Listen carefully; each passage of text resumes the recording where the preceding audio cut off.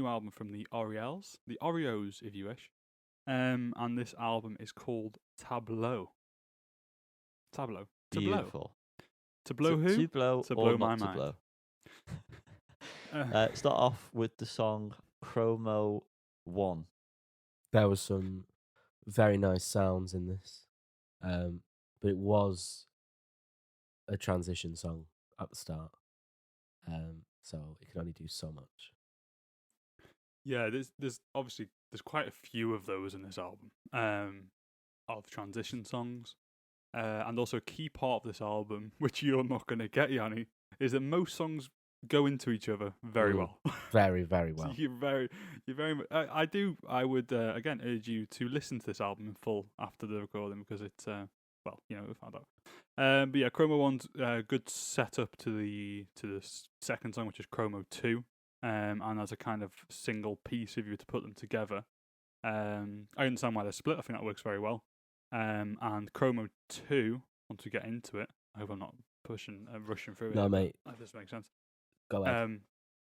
Is a great song. Great song. I very much enjoy Chromo 2. Yanni's pulling faces. Is this shoegaze, Colin? No. Okay. Shoegaze inspired, but I wouldn't say it was shoegaze. More like psychedelia. Shoe stare. There must be a bit of shoegazing going on there when recording this album, so I reckon someone would argue it's shoegaze. I did just say shoegaze inspired, mate. Yeah, so.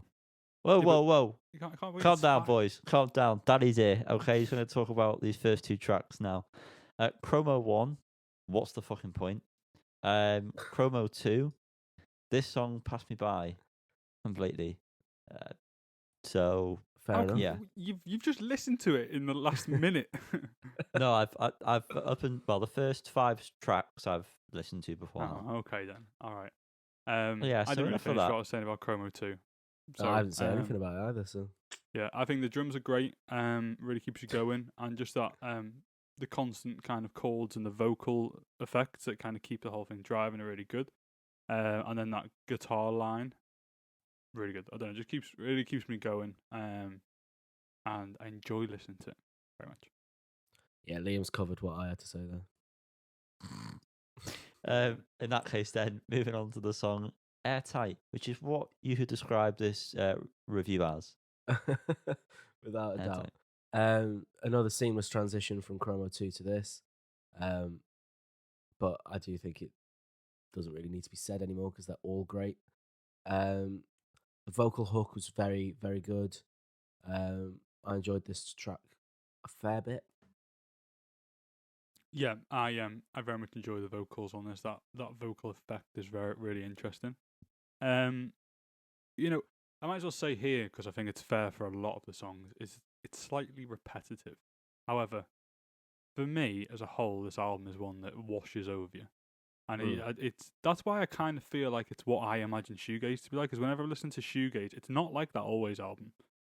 I feel when I've listened to shoegaze in the past, it's been something that is just kind of washed over like a wave, like Ocean, for example, stuff like that. This feels more akin to that than Always did. Again, with very limited listens to all 3 of the albums, but yeah, there's something about just the melodies that kind of just earworms, and they're just eating away at your brain. And I really like that again in this track. Are we still on Airtight? Yeah. Go on to the instrument whenever you're ready. Meh. Moving on to the instrument.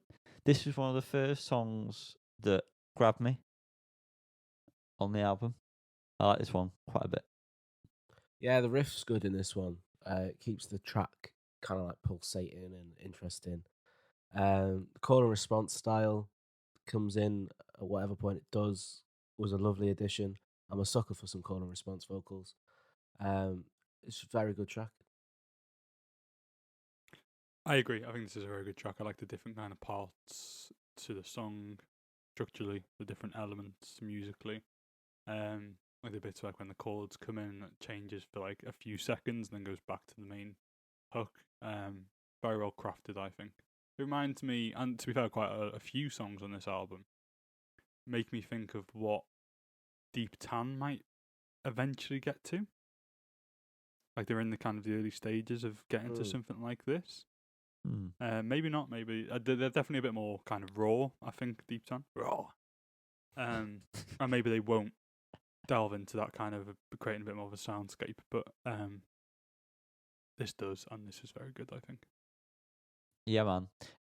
Moving on, the improvisation 001.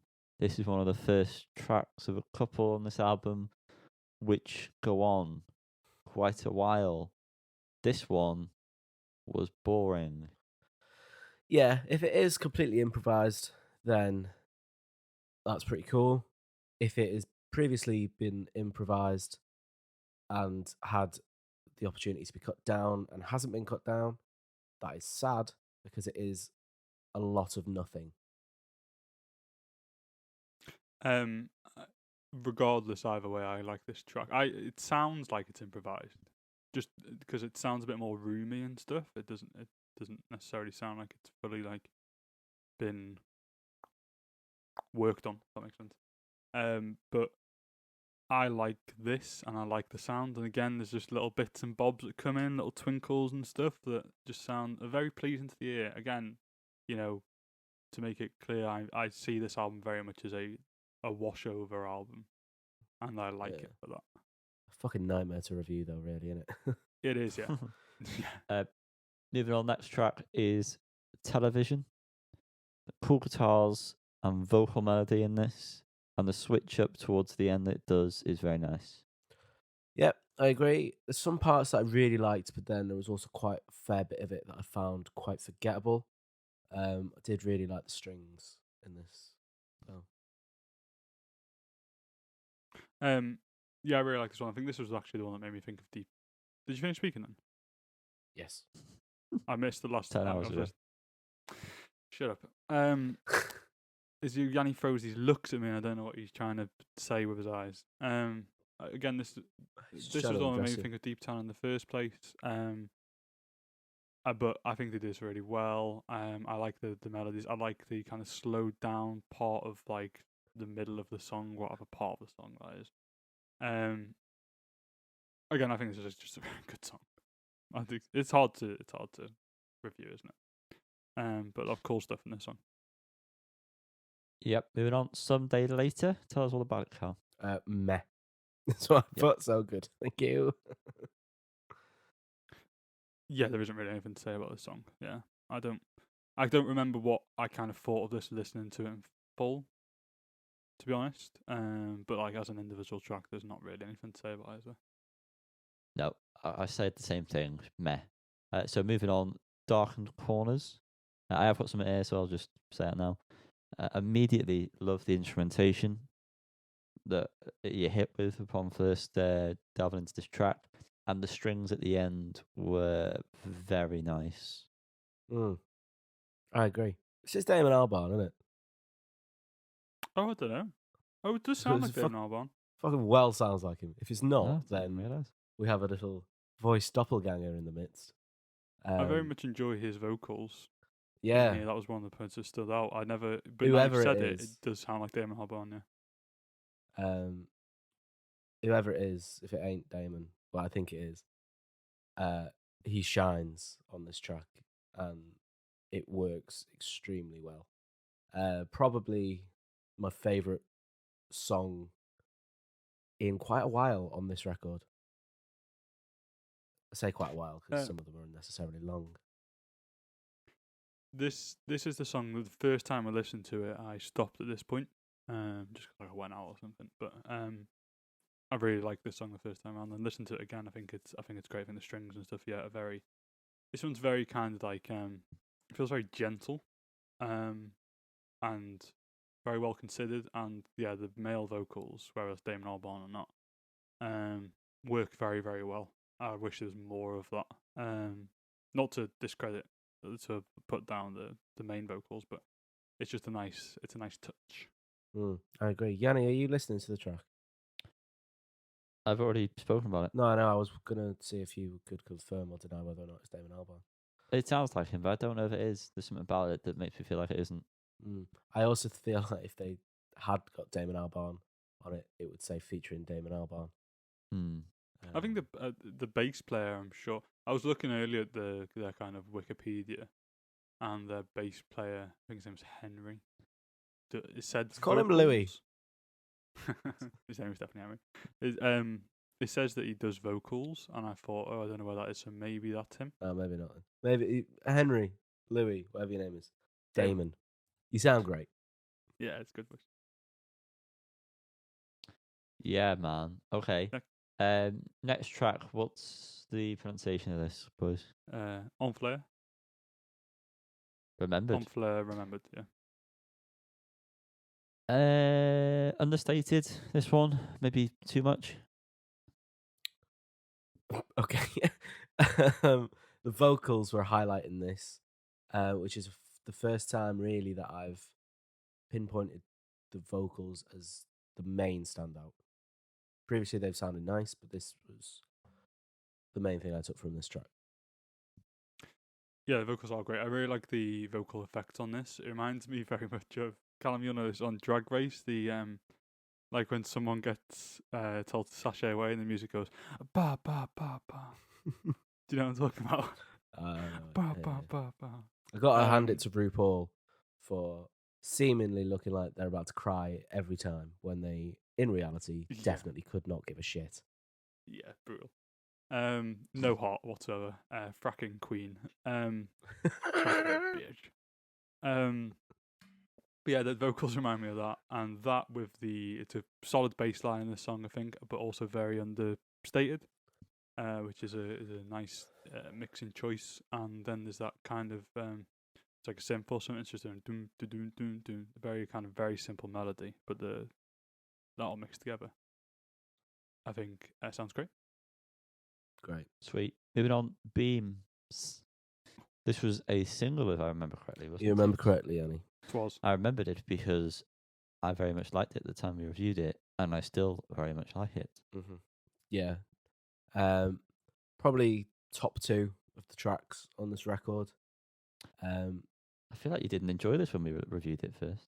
Yeah, maybe I think you didn't, but I like it now. You've grown up sometime. Maybe. I love it when it gets into it. I love it when it gets weird. It's just a very good track. And I don't know why I wouldn't have liked it in the first place. Maybe I was in a bad mood. But I like it now, and that's all that matters. Usually are. I very much enjoyed this first time I listened to it, and I think it's still my favourite song on the album. I think it's a stunning song.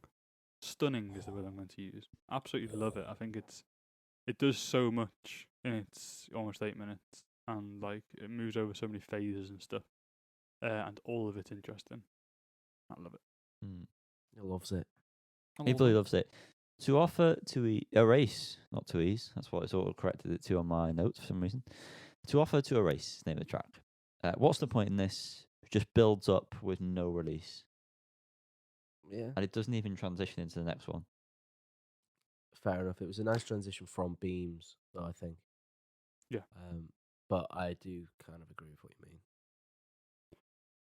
Yeah, I think the fact it doesn't transition into the next song is a shame. It's not a shame. I actually quite like this as a interlude. I think it's a nice palate cleanser, just because it's kind of very simple, but very kind of like takes you out of it for a second. But yeah, it is a shame it doesn't go into the room. Well, the next track, if you've not guessed, is called The Room. I've put, yeah, man. I like this one. Yeah, man. This is the best track on the record, bar none, for me. I think this is absolutely unreal. I love everything about it. I think it was last week we covered it. If not, it was the week before. The drums are fantastic. And the synth in the chorus. A big fat one of them. Nice. Big fat double one of them. That was a chef's kiss for the audio listeners. It was actually, I The think, audio listener. 2 or 3 weeks ago we covered it. Wow, time flies. Does yeah, I love this song. Not on this recording. Definitely not. The song's fantastic. It's a very close second with Beams for me. I think this is the more easily listenable one, so I'd probably listen to this one more. But I just think Beams is a kind of, as an art piece, is incredible. So, but yeah, The Room is wonderful as well. great. The way it speeds up and slows down, it just gets me, baby. Ooh. By Its Light is the name of the next track. I've put This Is Beautiful. Yeah, I agree. Yeah, I Liam agree too. Is frozen. I agree too. I think it's beautiful. Again, another nice little palette cleanser. Maybe this should have been between Beams in the Room, and then To Offer to Erase should have been after The Room. I like the concept of it being called To Yeah. Offer to Erase being like it kind of like wipes the slate. But yeah, I just think that was maybe in the wrong space. Good point. Well made, Liam. Well done. Thanks so much. Next up, we have Transmission, which is the last of the longer tracks on this album. I got Warpaint vibes from this, and it does a lot in the runtime. And yeah, this is my second favorite long song on the album. Yeah, I agree. There's nothing I disliked in this track, but because it's so long, and we all know my attention deficit disorder when it comes to Carl albums, hates length. I do hate length. I'm a girth man. I'm a substance man. That makes it sound like I do drugs. I did not mean that. I listen to Tame Impala. He does. Don't do drugs. It was good, but I was just checking out, and I didn't really give the next two tracks enough attention either, to be honest. You son of a bitch. I'm so sorry. How rude. I'm so hot. If I talk Please about hurry up. You No. should get some blinds, mate. Yeah, I love Transmission as well. I think it's great. I think it's a very just beautiful, just pretty song. Sounds Yeah, great. you know. I look quite You know. pretty. Second to last, Drawn and Defined. This is another pretty song, and the synths in this, the main sort of synth that's plucking away in the background, I think it's perfect for the track. Perfect sound choice that was made there. Yeah. It was pretty sounding, but I'm not qualified to review it when I can't remember the song.